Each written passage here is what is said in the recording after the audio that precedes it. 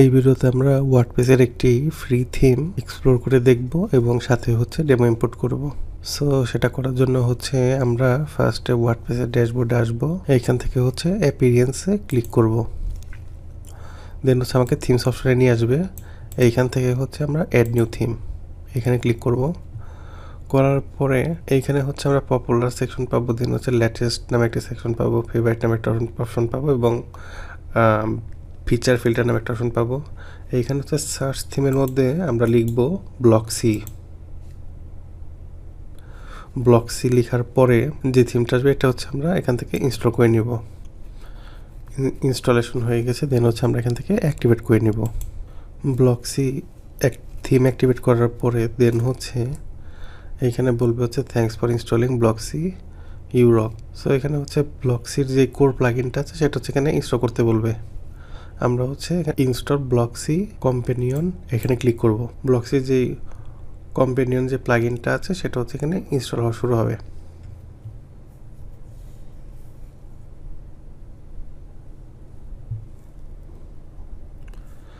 দেন আমরা হচ্ছে ব্লকসির যে ড্যাশবোর্ডটা আছে এখানে চলে আসব।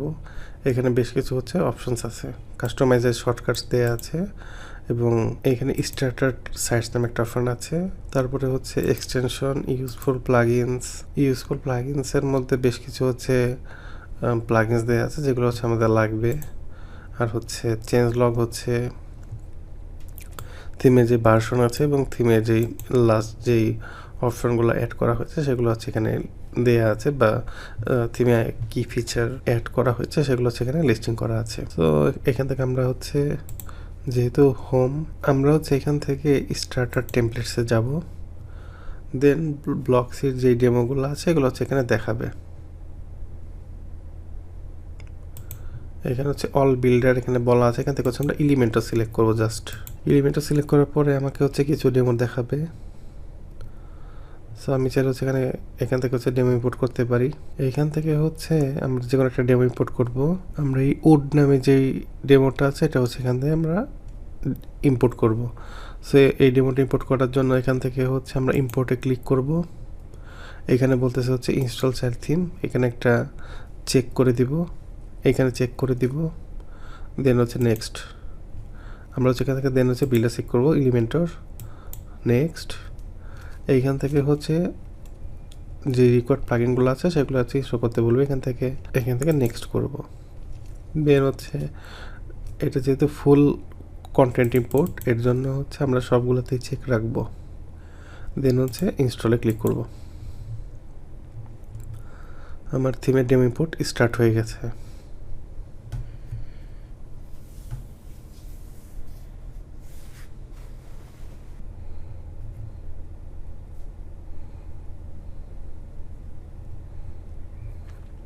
সো আমাদের ডেমোটা হচ্ছে সাকসেসফুল ইম্পোর্ট হয়ে গেছে। এখানে হচ্ছে দুইটা অপশন দিয়েছে, একটা হচ্ছে কাস্টমাইজ আর একটা হচ্ছে ভিউ সাইট।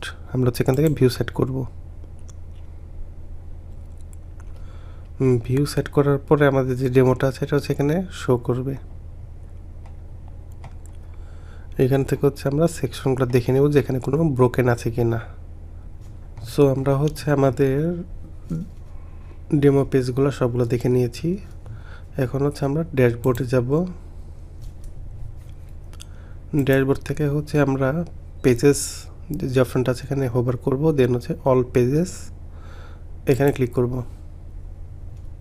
আমরা দেখতে পাচ্ছি হচ্ছে এই ডেমোর সাথে টোটাল 7টা পেজ ইম্পোর্ট হয়েছে। আমরা যে হোম পেজটা আছে এটা এখন আমরা চাইলে এডিট করতে পারি। সেটা করার জন্য হচ্ছে আমরা এডিট উইথ এলিমেন্টর এখানে ক্লিক করব।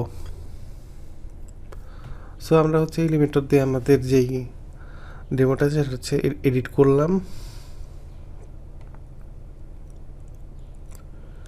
সো আমরা হচ্ছে এখন চাইলে হচ্ছে এখান থেকে আমরা যে কন্টেন্ট আছে সব চেঞ্জ করতে পারি এবং আমাদের নিজস্ব কন্টেন্ট এখানে আমরা অ্যাড করতে পারি।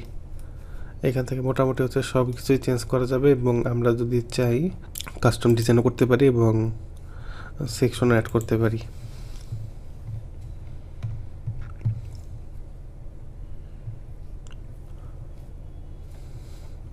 সো আপনারা হচ্ছে আপনাদের ইচ্ছা মতো হচ্ছে এলিমেন্টের ব্লক ইউজ করে সেকশন ক্রিয়েট করতে পারেন। আপনাদের যে সেকশন দরকার পড়বে সেরকম সেকশন ক্রিয়েট করতে পারেন। সো এখানে হচ্ছে আপনি জাস্ট ড্র্যাগ অ্যান্ড ড্রপ করবেন, তাহলেই হচ্ছে সেকশনের অ্যাড হয়ে যাবে।